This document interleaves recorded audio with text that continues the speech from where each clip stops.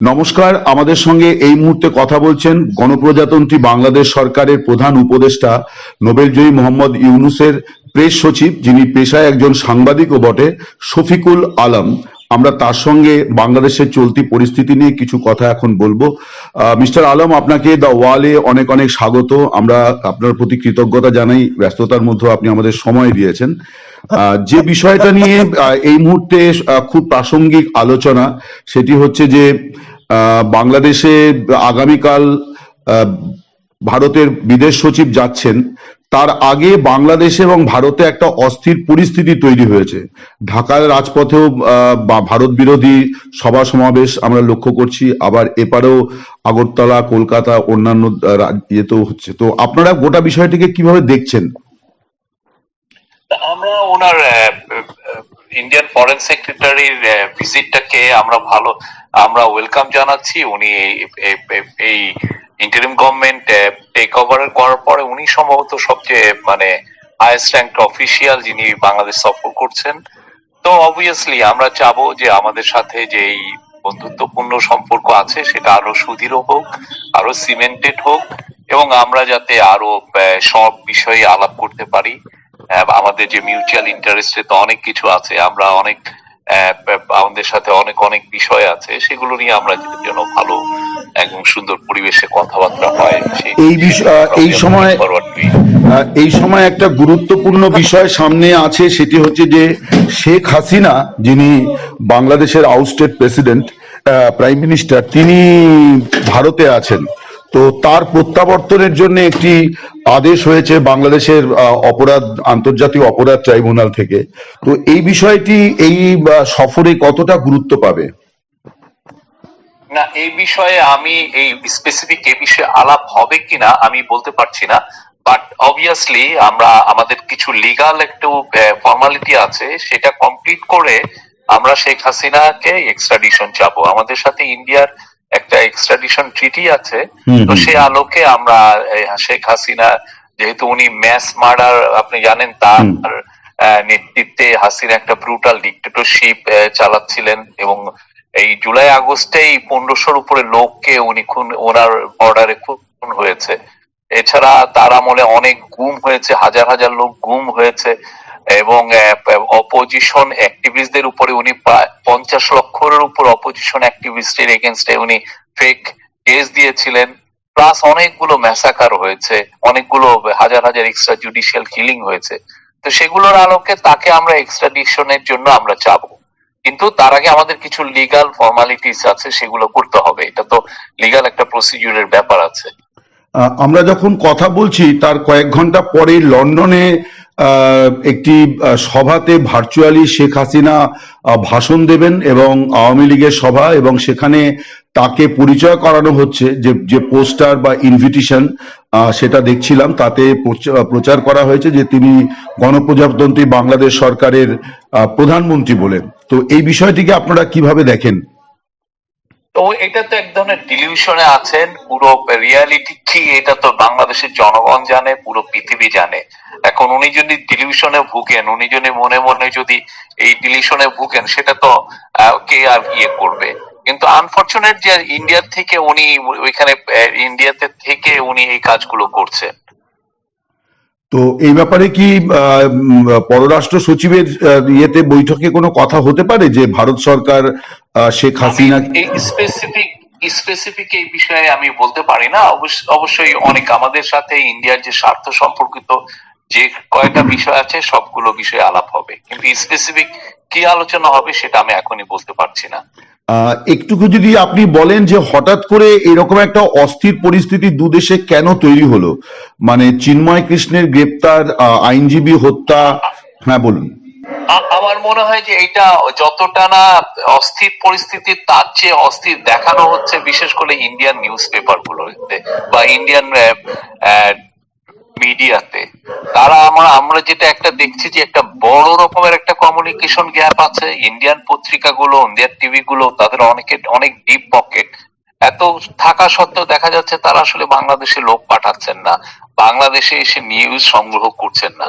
ফলে যেটা হচ্ছে যে ওরা ওইখান থেকে মিস ইনফর্ম হচ্ছেন এবং খুব ভয়াবহ রকমের এক ধরনের মিস ইনফরমেশন ক্যাম্পেইন হচ্ছে। মানে আমরা এটাকে বলছি যে ইন্ডাস্ট্রিয়াল স্কেলের একটা মিস ইনফরমেশন ক্যাম্পেইন হচ্ছে। তো আমাদের এর ফলে যেটা হচ্ছে এটা একটা অস্থিরতা, ওনারাই অস্থির করে তুলছেন। মানুষজন এমন একটা ইমপ্রেশন পাচ্ছে যে বাংলাদেশে ভয়াবহ কিছু একটা হচ্ছে। আমরা বলছি আসেন দেখে যান। আর এই অস্থিরতা তৈরি করার জন্য যেটা হচ্ছে যে অনেক ক্ষেত্রেই এই ইন্ডিয়াতে দেখেন অনেক এই যে যে ভয়ঙ্কর অ্যাটাক হলো আমাদের আগরতলা মিশন অফিসে বা কলকাতায়, তো এই জিনিসগুলো আসলে কি মানুষকে উত্তপ্ত করে এই misinformation actually trigger this violence I would সে।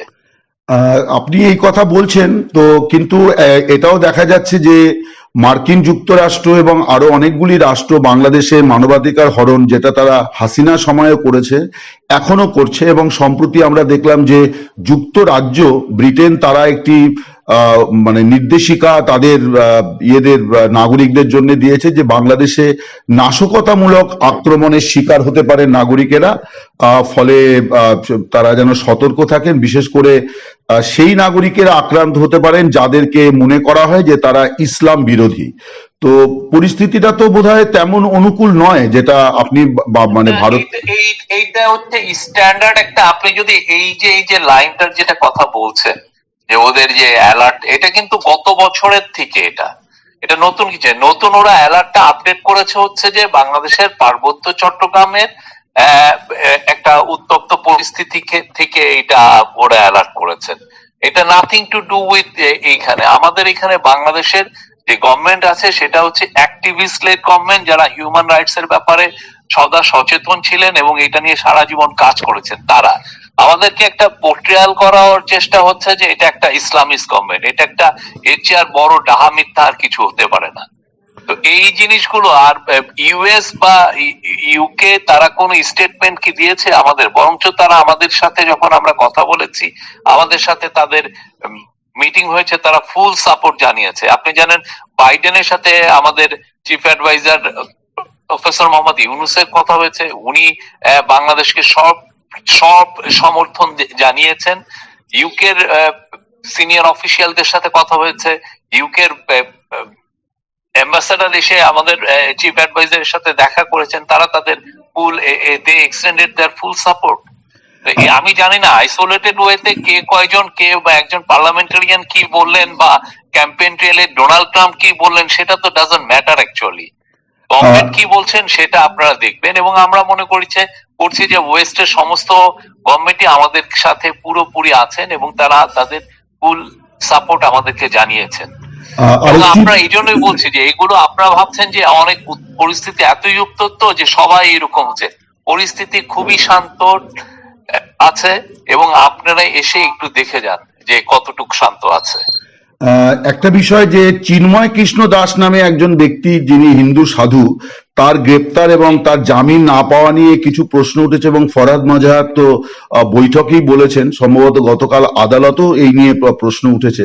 তো আপনারা কি কোনো রিথিঙ্ক করছেন যে ওনার জামিন বা এইরকম কোনো বিষয়ে কিছু করা যায় কিনা, মানে যেহেতু একটা উত্তেজনাকর পরিস্থিতি তৈরি হয়েছে?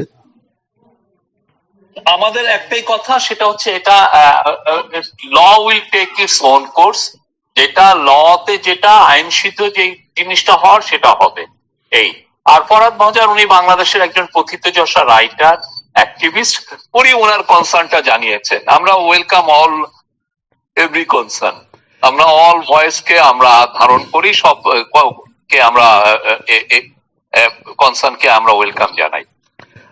ভারত সরকারের ভূমিকাকে এখনো পর্যন্ত, আপনাদের তো আজকে 4 মাস হয়ে গেল অন্তর্বর্তী সরকারের দায়িত্ব নেওয়ার পরে, তো আমরা দেখলাম যে বাংলাদেশের আগের সরকারের সময় বলা হচ্ছিল যে দুদেশের সম্পর্ক অনন্য উচ্চতায় উঠেছে, এখন মনে হচ্ছে যে সর্বনিম্ন স্তরে নেমে গেল হঠাৎ করেই। মানে এটা এগেন অনেকে ভাবছেন, আপনি যদি ইন্ডিয়ান অ্যাম্বাসাডারের ইদানিংকার উনি একটা স্পিচ দিয়েছেন সেগুলো ফলো করেন, আমরা এটা মনে করছি না। বরঞ্চ আমরা মনে করছি যে ইন্ডিয়ার সাথে আমাদের এখন যে সম্পর্কটা হচ্ছে বা আরো হবে, সেটা আরো বেটার হবে। আমরা একটা মর্যাদাপূর্ণ সম্পর্ক হবে, যেটা ইকুয়ালি, মানে আমিও আপনাকে রেসপেক্ট করছি, আপনিও আমাকে রেসপেক্ট করছেন, আমরা দুই দেশ, আমাদের সাথে তো এক ধরনের হিস্টোরিক্যাল টাই আছে, লিঙ্গুইস্টিক টাই আছে, পিপল টু পিপল কানেকশন আছে। আমরা সেই জায়গাগুলোকে আরো বলিষ্ঠ করতে চাই, বাট তো আমরা চাই যে এটা একটা মর্যাদাপূর্ণ এবং এই এমন একটা সম্পর্ক হোক যেটা একটা ন্যায্যতা এবং সমতার ভিত্তিতে। তো হাসিনাকে যে ইন্ডিয়া আশ্রয় দিয়ে রেখেছে, এই বিষয়টা নিয়ে কি আপনাদের তরফে কোনো বক্তব্য কিছু আছে বা আপনারা কিছু কমিউনিকেট করেছেন? এটা আপনারা মানে ফরেন মিনিস্ট্রি এটা জানাবেন। এটা নিয়ে এর আগেও দু একবার কথা হয়েছে। আপনারা এই যে উনি আসছেন, আপনারা আমাদের জানাবেন, এটা আমাদের ফরেন মিনিস্ট্রি এই বিষয়ে কথা বলবেন। তো আজকে তো 4 মাস হলো, তো অন্তর্বর্তী সরকারের সাকসেস এবং ব্যর্থতা মানে দুটোই রেটিং করা হয়, তো সেটা যদি আপনি একটু বলেন যে কি কি সাকসেস আপনারা আমি অ্যাচিভ বলবো যে করেছেন। খুবই সাকসেস, একটা ভঙ্গুর ইকোনমি, একটা ভঙ্গুর ইনস্টিটিউশন গুলো আমরা পেয়েছিলাম। সেই জায়গায় আমি বলবো সাকসেস, এনর্মাস সাকসেস। আমরা একটা স্মুথ একটা ট্রানজিশন হয়েছে। আপনি জানেন হাসিনার যিনি ডান হাত ছিলেন ওবায়দুল কাদের, ওনাদের ট্রান্সপোর্ট মিনিস্টার, তো হুম। ও বা এবং ওদের পার্টির জেনারেল সেক্রেটারি, উনি কিন্তু পাবলিকলি বলেছিলেন যদি হাসিনা আহ, সরে যেতে বাধ্য হয় তাহলে দেশে একটা ব্লাডশেড হবে এবং ব্লাডশেডে তারা লাখ লাখ লোক, মানে hundreds of thousands of people মারা যাবে। তো সেই জায়গায় আপনারা দেখেন আমরা অনেক চেষ্টা পুরো আমাদের সোসাইটি, আমরা আমাদের গভর্নমেন্ট, আমাদের পলিটিক্যাল পার্টি, আমাদের সিভিল সবাই মিলে আমরা আহ, চেষ্টা করে দেখেন কতজন মারা গেছে। আমাদের একটা মৃত্যু আমরা চাই না, কোনো মৃত্যুই কাম্য নয়, কিন্তু যদি আপনি ভায়োলেন্স দেখেন খুবই মিনিমাম লোক মারা গেছে। এবং আমরা আমাদের সোসাইটি অ্যাজ এ হোল আমি বলবো যে একটা তাদের যে প্যাশেন্স, তাদের যে আহ, এটা শো করে সবাই শান্ত থেকেছেন এবং একটা স্মুথ ট্রানজিশন হয়েছে। এবং এই স্মুথ ট্রানজিশন আর একটা দিক হচ্ছে যে হাসিনা যে ইকোনমি রেখে গেছিলেন, আপনি গত 4 মাসে দেখেন এক্সপোর্ট তো আমাদের মূল ইকোনমির মূল চালিকা শক্তি। এক্সপোর্ট আপনি সেপ্টেম্বরে ছিল 7% গ্রোথ, অক্টোবরে 21%, নভেম্বরে 16%। আমাদের গ্রোথ হচ্ছেই। আমাদের ব্যাংকিং সিস্টেমে উনি ব্যাংকে চুষে খেয়ে রেখে চলে গেছিলেন ওনার যারা ওনার যেই সমস্ত বিজনেসম্যান ওনার ক্লোজ ছিলেন তারা। সেই ব্যাংকিং সিস্টেমকে আমরা স্ট্যাবিলাইজ করেছি। আমাদের রিজার্ভ ফ্রি ফলিং ছিল, আমরা রিজার্ভটাকে স্ট্যাবিলাইজ করেছি এবং সেই সাথে আমরা সমস্ত যাদের যাদের আপনি জানেন হাসিনা শেষের 2 বছরে বিদেশি কোনো কোম্পানিরই ফরেন পেমেন্ট করতেন না। ইভেন আদানির যে পেমেন্টটা সেটা রেখে গেছিলেন $900 মিলিয়ন। আমরা এসে সবাইকে বলেছি যে আমরা সবাইকে পেমেন্ট করবো এবং সেই অনুযায়ী আমরা পেমেন্ট করছি। অনেকের অনেক পেমেন্ট আমরা এনার্জি কোম্পানি গুলো, পাওয়ার কোম্পানি সবার পেমেন্ট আমরা করছি এবং সবাই হ্যাপি। আমরা একটা তাদের পেমেন্ট প্ল্যান দিয়েছি যে এর মধ্যে আপনাদের সবাইকে আমরা পেমেন্ট করছি। এই ভঙ্গুর দশা থেকে Bangladesh economy has made a massive hmm comeback. Hmm hmm তারপরে যেটা হয়েছে যে বাংলাদেশের সোসাইটি এবং বাংলাদেশের জনগণ চাচ্ছিল যে একটা রিফর্ম হোক। বাংলাদেশের সমস্ত যে ইনস্টিটিউশন গুলো, বাংলাদেশি ইলেকশন জানেন, আমরা ইলেকশন গুলো কখন মানে হাসিনার আমলে পুরোপুরি ধ্বংসের মুখে, ইলেকশন ব্ল্যাটেন্টলি রিগড হতো। সেই ইলেকশন সিস্টেমকে আমরা করছি। অনেকে কনস্টিটিউশন নিয়ে কথা বলছেন। প্রত্যেকটা জিনিস দেখার জন্য আমরা মেজর রিফর্ম কমিশন করেছি। তারা এই কমিশন গুলো কাজ করছে এবং 31শে ডিসেম্বরের মধ্যে তারা রিপোর্ট দিবে। সেই রিপোর্ট গুলো নিয়ে আমাদের গভর্নমেন্ট কথা বলবে সবার সাথে, সমস্ত পলিটিক্যাল পার্টিগুলোর সাথে। তো আপনারা কি কোনো দুর্বলতা? তখন আমরা কনসেনসাস রিচ হব। কনসেনসাস রিচ হলে আমরা সেটা নিয়ে আমরা এই রিফর্ম গুলো ইমপ্লিমেন্ট হবে। আগে পলিটিক্যাল পার্টি, আমাদের অন্যান্য গ্রুপ সবার সাথে কথা হবে, মাইনরিটিদের সাথে কথা হবে। সবাই যখন একটা কনসেনসাসে রিচ হবে যে না এটা আমরা চাই, সেগুলোকেই আমরা ইমপ্লিমেন্ট করব। ধর্মীয় নেতাদের সঙ্গে মাইনরিটিসদের যে প্রতিষ্ঠানগুলি আছে তাদের ডাক না পাওয়াটা কি পরে আপনারা কনসিডার করছেন যে এটা একটা মানে ত্রুটি ছিল বা কিছু? আমরা তো না, আমরা এই ইলেকশন যে আমরা কনস্টিটিউশন কমিশনটা আমরা করছি যে এক্সপার্ট গুলোকে দিই। এক্সপার্ট যখন রিপোর্ট গুলো দিবে সেই রিপোর্টই আমরা সবার সাথে কথা বলবো। আমাদের সমাজের যত স্তরের লোক আছে, সেটা মাইনরিটি হোক, সিভিল সোসাইটি হোক, পলিটিক্যাল পার্টি হোক, সবার সাথে এটা নিয়ে আলাপ হবে। ফলে কেউ অন্তত বলতে পারবে না যে না আমার ভয়েসটা শোনা হয়নি। এইটুকু অন্তত কেউ বলার মতো আমি মনে করি না এটা বলবে কেউ। আমরা সবার কথা শুনবো, আইন সবার সাথে আইন কনসালটেশন হবে। আপনারা কি এই 4 মাসে কোনো জায়গা চিহ্নিত করলেন যেখানে আপনারা খুব কাঙ্ক্ষিত মানে অ্যাচিভ করতে পারেননি, এরকম কোনো জায়গা? আমার মনে হয় না। আমার এই জন্যই আমি আপনাদেরকে বলছিলাম যে আপনারা এসে বাংলাদেশে একটু দেখে যান। আমার যেটা মনে হচ্ছে যে আমরা একটা মিস ইনফরমেশন ক্যাম্পেইনের শিকার, যেটা ধরেন অনেকে ধারণা প্রসূত কথা বলে, আগেই ধারণা করে ফেলে যে এটা এরকম। আমরা চাই যে আপনারা এসে অনেকদিন থাকেন এখানে, কথা বলেন। আপনার যদি ভিসায় কোনো জটিলতা হয় আমরা এটা টেক কেয়ার করবো। আমরা 1 ঘন্টা আপনাকে ভিসা দিব, আসেন দেখে যান, আপনার কথা বলে যান, মানুষের সাথে মিশেন। বাংলাদেশে আর ইন্ডিয়ার মানুষ, বেশি কলকাতার সাথে আমাদের তো হাজার হাজার বছরের সম্পর্ক। আপনারা আসেন, আমরা চাই আপনার থেকে ফেয়ার একটা জার্নালিজম চাই, ফেয়ার রিপোর্টিং চাই। আপনি এসে আমার সাথে একটা মিথ্যা রিপোর্ট করলে এটা থেকে একটা বিটারনেস তৈরি হয়, সেটার চেয়ে বরং আপনি এসে নিজে যেটা দেখে যান, ইট উইল বি গুড। এটা আমরা মনে করছি এক ধরনের মিস ইনফরমেশন ক্যাম্পেইন হচ্ছে, সেটা আমরা চেষ্টা করছি দূর করতে। কিন্তু ইন্ডিয়ান মিডিয়া ইন্ডাস্ট্রির যে যতটা বড়, আমাদের তো আর অতটা বড় ইন্ডাস্ট্রি না মিডিয়া। আরেকটা শেষ প্রশ্ন, সেটি হচ্ছে যে রিগার্ডিং আওয়ামী লীগ, তারা নিষিদ্ধ নয়, কিন্তু দেখা যাচ্ছে যে তারা কোনো সভা সমাবেশও করতে পারছেন না আর কি পদে পদে। এবং আপনার একটা ফেসবুক পোস্টও দেখেছি যেখানে যে পতিত স্বৈরাচারকে আর কোনোভাবেই ফিরতে দেওয়া হবে না, বোঝাই যাচ্ছে যে আপনি আওয়ামী লীগ ফিরতে দেওয়া হবে না এটা আমরা বলিনি। আমরা বলেছি কারেন্ট ফর্মে আর আওয়ামী লীগ একটা ফ্যাসিস্ট পার্টি। আপনি দেখেন এই যে গত 15 বছরে যে অপশাসন হলো এবং গত জুলাই আগস্ট মাসের যে ম্যাসিভ কিলিং হলো, 1500 জন মতো লোককে ওরা মারলো, এবং এটার লাখ লাখ আপনি ভিডিও ডকুমেন্টারি এভিডেন্স আছে। প্লাস গুম হয়েছে কত। তারপরে আপনি দেখেন যে করাপশন যেটা হয়েছে, প্রতি দেবপ্রিয় ভট্টাচার্যের নেতৃত্বে যে কমিটি, হোয়াইট পেপার কমিটি, তারা দেখিয়েছে যে $16 বিলিয়ন করে প্রতি বছর সাইফন অফ হয়েছে। তো এইগুলোর জন্য তো আওয়ামী লীগের কাউকে আপনি দেখেছেন একটু অনুশোচনা, অনুতপ্ত হতে, কেউ তাকে সরি বলতে? বা এই এতগুলো বাচ্চা বাচ্চা ছেলে মেয়েদেরকে খুন করা হলো হাসিনার নির্দেশে, তো এদেরকে তো কেউ তো আমি দেখলাম না আওয়ামী লীগের কেউ এসে তো একবারও বললো না যে আমরা সরি, এটা যা হয়েছে। হ্যাঁ, আপনি অনেকে বলছেন যে আপনি রিকনসিলিয়েশনের পথটা সুগম করেন। এখন পথটা আপনি রিকনসিলিয়েশন পথ কিভাবে সুগম করবেন যদি আপনি সরি না বলেন, আপনি ক্ষমা না চান, এবং বা আপনি যেই কাজগুলো হাসিনা করছে তাকে যদি ডিনাউন্স না করেন? আমি হাসিনার পার্টির কেউই এই কথাগুলো বলছে না।